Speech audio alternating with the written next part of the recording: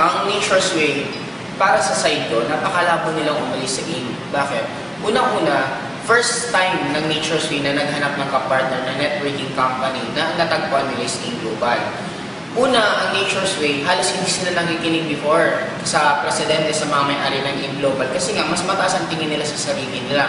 Pero nung pinatunayan ng AIM Global na yung target skills na gusto nila, nabibigay ng sobrang bilis ng AIM Global, dumating sa point na ang Nature's Way na mismo ang nakikinig sa mga may-ari. Just imagine this, paano aalis ang Nature's Way sa AIM Global kung ang C24 mismo ginawa ng Nature's Way na ginawa ng Nature's Way exclusively lang para lang sa AIM Global. Ibig sabihin, ganun kalaki ang tingin sa atin, ganun tayo kalakas sa Nature's Way na kaya natin mag-demand mismo sa kanila. Just imagine, there are billion-dollar companies, big time sila sa United States, tayo nasa Philippines, nagsisimula pa lang tayo sa networking company, pero bakit sila sumusunod sa atin?